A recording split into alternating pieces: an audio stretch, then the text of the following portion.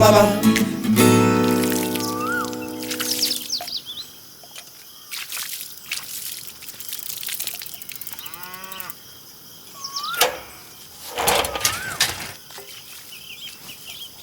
മാത്ത, ഒരു 10 പാക്കറ്റ് ചായപ്പൊടി എടുത്തേ.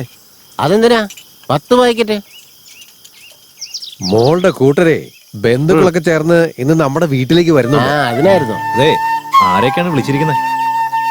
നിന്റെ പെങ്ങളുടെ കല്യാണത്തിന് തന്നെ ഞങ്ങൾ ക്ഷണിക്കേണ്ട കാര്യമുണ്ടോടാ? ഞാൻ അതുകൊണ്ട് ചോദിച്ചല്ല, ചേട്ടന്റെ മോൾക്കറിയാവുന്ന മോഡേൺ പെൺപിള്ളേർ ആരെങ്കിലും വരുന്നുണ്ടോന്ന് അറിയാനാ. കൗണ്ടറിന്റെ മോള്. ഓ, ആ കുട്ടിയോ? മൂക്കൊലിപ്പിച്ചോണ്ട് വന്ന് ഐസ് വാങ്ങിച്ചിട്ട് വന്ന കുട്ടിയല്ലേ? അവള് തന്നെ. മാധവേട്ടാ, ഓ അതൊക്കെ പണ്ടല്ലേ. ഇപ്പൊ അവളെ കണ്ടു കഴിഞ്ഞാ ഇവന്റെ വായിൽ നിന്ന് തേൻ കിനിയും.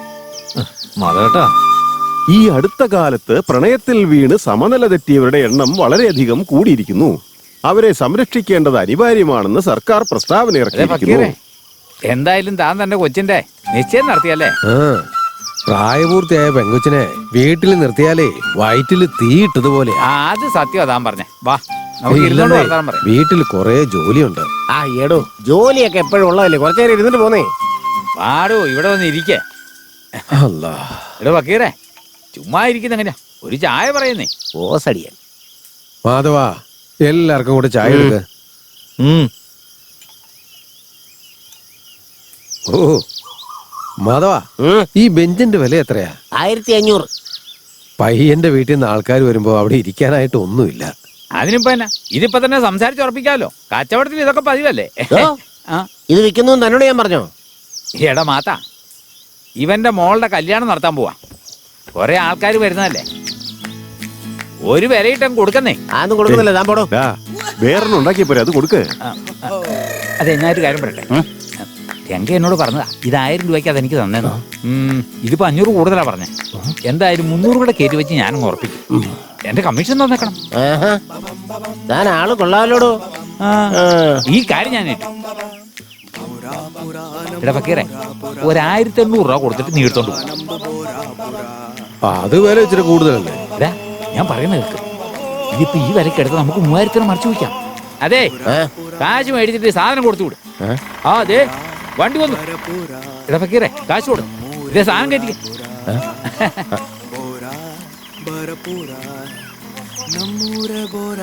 എടാ ഗിരീഷേ, ഒരു കൈയൊന്ന് സഹായിക്കടാ. എന്റെ പുതിയ ഷർട്ട് അഴുക്കാവും. എന്റെ കൊച്ചു വരാനുള്ള ടൈമായി മിസ്റ്റർ ഫക്കീർ. ഓ, ട്രാക്ടറിൽ ആരോ കയറി ഇരിക്കുന്നുണ്ടല്ലോ. എടാ മോനെ, ഒന്ന് ഇറങ്ങി. ഫക്കീർ വേഗം വാ, പിടിക്ക്.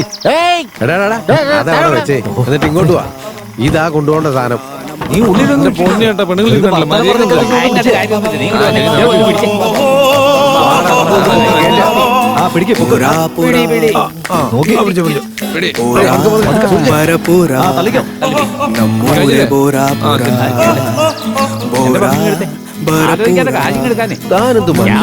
തരാ പോ. കഴിഞ്ഞോ? സമാധാനം എല്ലാം തീർന്നോ? എന്ത് സമാധാനം കിട്ടാനാ? മുഖ്യമനുഷ്യന്റെ കൊടല് പുറത്തു വന്നേനെ. അത് വിട്, എല്ലാം മൊത്തത്തിൽ പോയോ? ഒരു വിധം. രംഗണ്ണനോടെ പോയി കഴുകാൻ വേണ്ടി പോയേക്കുവാ. വരും, നീ വാ. അതെ, എനിക്കിതേ ഈ ഇരിക്കുന്നവന്റെ കാര്യത്തിലാ ഒരു പേടി. ടെൻഷൻ അടിച്ചു പോയാലേ മെഷീനോ എന്നും പറഞ്ഞ് നാട്ടുകാരെ മൊത്തം അറിയിക്കും. ഞാൻ വാതുറക്കാരുന്നാ പോരെ. പിന്നെ നിന്നെ എനിക്ക് അറിയാൻ പാടില്ലാത്തല്ലേ. നിനക്ക് വാ അടയ്ക്കാൻ പറ്റുന്നില്ല എന്നുണ്ടെങ്കിൽ ആ മെഷീനെ നിന്റെ പെണ്ണമ്പിളയായിട്ട് കണ്ടാൽ മതി. ഇത് കറക്റ്റാ. ഈ മെഷീന്റെ പേരെന്താണെന്ന് നീ ഒന്ന് പറഞ്ഞേ. പെണ്ണമ്പിള്ള. ഓ, ശരിക്കും മനപ്പാടായിക്കോ, മറന്നു കളഞ്ഞ പണിയോ. ഒന്ന് തന്നാലുണ്ടോ? എടുത്തോടാ. മെഷീൻ എൻ്റെ പെണ്ണമ്പിള്ള, മെഷീൻ എൻ്റെ പെണ്ണമ്പിള്ള, മെഷീൻ എന്ന് പറഞ്ഞ് പെണ്ണമ്പിള്ള, മെഷീൻ എൻ്റെ പെണ്ണമ്പിള്ള, മെഷീൻ എൻ്റെ പെണ്ണമ്പിള്ള, മെഷീൻ എൻ്റെ പെണ്ണമ്പിള്ള. ഗിരീഷേട്ടാ, നമുക്ക് പിന്നെ കാണാം. മെഷീൻ എൻ്റെ പെണ്ണമ്പിള്ള, മെഷീൻ എൻ്റെ പെണ്ണമ്പിള്ള, മെഷീൻ എൻ്റെ പെണ്ണമ്പിള്ള, മെഷീൻ എൻ്റെ പെണ്ണമ്പിള്ള.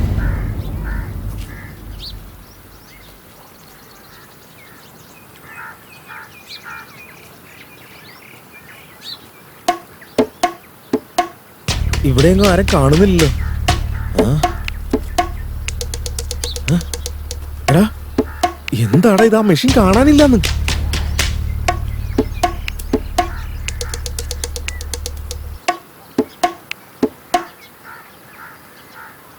മെഷീനോ? നിർമ്മല ചേച്ചി, ഉം, നിങ്ങളെ കാണുമ്പോഴേ ബസ്മതിയിലുണ്ടാക്കിയ ബിരിയാണി ഓർമ്മ വരാ. അതൊക്കെയല്ല നിന്റെ ഓർമ്മയിൽ വരും. അതല്ല ചേച്ചി, ഇന്ന് കാണാൻ നല്ല സുന്ദരിയായിട്ടുണ്ടെന്ന് പറയായിരുന്നു. എനിക്കിന്ന് നാട്ടിലൊരു ബന്ധുവിന്റെ കല്യാണം ഉണ്ട്. ആഹാ, എല്ലാവരും കാണുമ്പോ കൊള്ളാന്നൊക്കെ പറയണ്ടേ. ഒരു 4-5 ദിവസം അവിടെ നിന്നിട്ട് വന്നൂടെ? ഭർത്താവെന്നും പറഞ്ഞൊരുത്തൻ വീട്ടിലുണ്ട്. നിർമ്മല ചേച്ചി, ചേച്ചിയും പ്രേമിച്ചിട്ടാ കല്യാണം കഴിച്ചാലേ ചേച്ചി? ഒരാളെ പ്രേമിച്ചു എന്നുള്ളത് ശരിയാ, ആ, പക്ഷെ അയാളല്ല ഇപ്പോഴത്തെ ഭർത്താവ്. ആ പ്രായത്തിൽ നല്ല ഹോട്ടായിരുന്നിട്ടുണ്ടാവൂല്ലേ? ഞങ്ങളുടെ വീടിന്റെ അടുത്ത് അന്നൊരു പൂജാരി ഉണ്ടായിരുന്നില്ലേ, എന്നും എന്നെ കാണിച്ച് കുളിക്കലായിരുന്നു അങ്ങേരുടെ പരിപാടി. ആ, പാവം, പുറം തേച്ച് കൊടുക്കാൻ ആരും ഇല്ലാത്തോണ്ട് ഞാനൊരു കൈസഹായത്തിന് പോയതാ. ഒരു ദിവസം എന്റെ അച്ഛൻ ഞങ്ങളെ രണ്ടുപേരെയും കൈയോടെ പൊക്കി. അയ്യോ, എല്ലാവരും ഞാൻ വഴി പിഴച്ചു പോവെന്ന് പറഞ്ഞു. വെരി ഇൻട്രസ്റ്റിംഗ് നിർമ്മല ചേച്ചി. പിന്നെ ഉം, എല്ലാവരും ഞാൻ വഴി പിഴച്ചു പോവെന്നും പറഞ്ഞ് തബല വായിക്കുന്ന ഒരുത്തന്റെ തലയിൽ എന്നെ കെട്ടിവെച്ചു. അതിനെത്രക്ക് വിഷമിക്കേണ്ട കാര്യം എന്താ? എന്നും ഉപയോഗിച്ച തബല പഴകി പോവെന്നും പറഞ്ഞ് വീട്ടിൽ ചുമ്മാ ഇങ്ങനെ ഇരിക്കുക. കലാകാരനായോണ്ടൊരു പ്രതീക്ഷ ഉണ്ടായിരുന്നു. ഒരു ഗുണം ഇല്ലാതായിപ്പോയി. ഒക്കെ ശരിയാവൂന്ന് കരുതി എവിടെ ശരിയാവാൻ. അങ്ങനെ അങ്ങ് ജീവിക്കന്നെ. പറഞ്ഞിട്ടെന്താ കാര്യം? എങ്ങനെങ്കിലും ഇതുപോലൊക്കെ അഭിനയിച്ച് ജീവിതം മുന്നോട്ട് കൊണ്ടുപോകണം. സ്ത്രീകൾ സഹിക്കാൻ തയ്യാറായാലേ കുടുംബം മുന്നോട്ട് പോകും. അതല്ലാതെ അഹങ്കാരം കാണിച്ചാലേ വൈരാഗ്യം കൂടുന്ന് പറഞ്ഞ.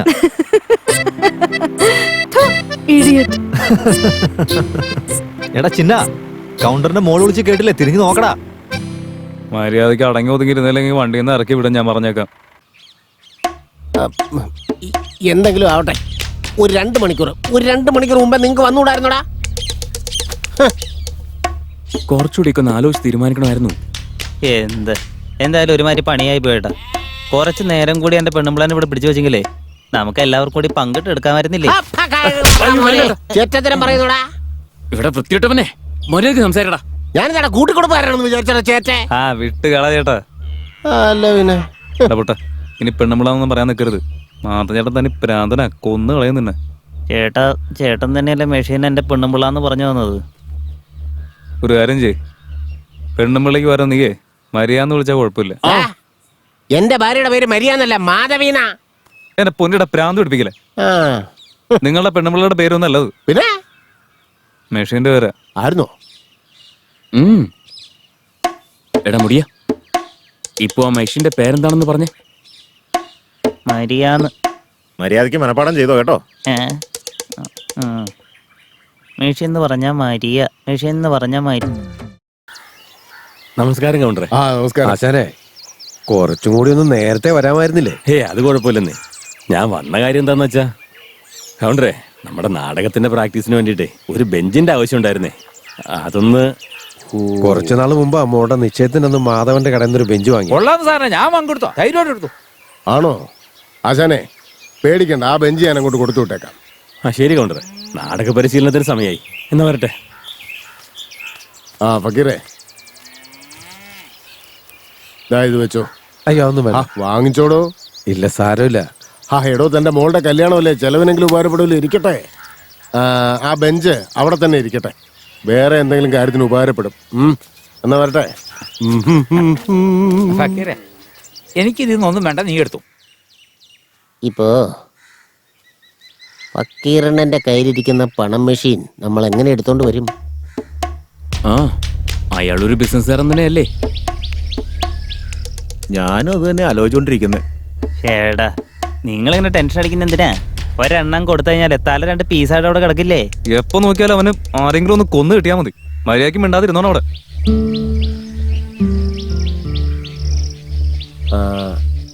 അയാളുടെ മോടെ കല്യാണം ഉറപ്പിച്ചിരിക്കല്ലേ? എടാ മോനെ പ്രകാശ, ഒന്നവിടെ നിന്നേ. പറയക്ക. നിന്നെ അന്വേഷിച്ച് നടക്കുമായിരുന്നു. മോളുടെ സ്ത്രീധനത്തിന് കുറച്ച് പൈസ ആവശ്യമുണ്ട്. നിന്റെ കയ്യിലുണ്ടെങ്കിൽ. ഇക്ക ചോദിച്ചാൽ എനിക്ക് അങ്ങനെ ഇല്ലെന്ന് പറയാൻ പറ്റില്ലെന്നേ. ആ ഫ്രോഡില്ലേ ആ രംഗൻ, 3 വർഷമായിട്ട് പലിശയില്ല മുതലുമില്ല. എന്നെ കാണാതെ മുങ്ങി നടക്കുക. എന്താ ചെയ്യാ? അവന്റെ കാശ് കിട്ടുകയാണെങ്കിൽ. മോനെ, നീയും കൂടെ കൈയൊഴിയല്ലേ. നീ ആകെ ഒരു പ്രതീക്ഷ. എല്ലാവർക്കും 3 രൂപയാണ് പലിശ. ഇക്കായോണ്ട് ഏറ്റവും കുറച്ച് 1 രൂപ പലിശയ്ക്ക് തന്നേക്കാം. 10,000 ഉണ്ട്. ഇപ്പൊ അത് പിടിച്ചു. 10,000 കൊണ്ടൊന്നും ഒന്നും ആവും തോന്നുന്നില്ല. ഒരു 50,000 കുറഞ്ഞത് വേണ്ടി വരും. അല്ല, എന്ത് വിശ്വസിച്ചാ ഞാൻ തരാ? ഉള്ള വീടാണെങ്കിൽ സർക്കാർ കാര്യത്തിൽ ഉണ്ടാക്കിയതാ. പിന്നെയാണെങ്കിൽ തുരുമ്പിടിച്ചൊരു സൈക്കിളും. ഇതല്ലാതെ വേറെന്താ ഉള്ളത്? പേടിക്കണ്ട മോനെ, മാസാമാസം ഗഡുക്കളായിട്ട് ഞാൻ തിരിച്ചെടുത്തോളാം. പാവലെന്ന് കരുതിയിട്ട് ഇത് തന്നെ വരുന്നേ. വേണമെങ്കിൽ കിട്ടുന്നത് മേടിച്ചിട്ട് ഇവിടുന്ന് പോവാൻ നോക്ക്.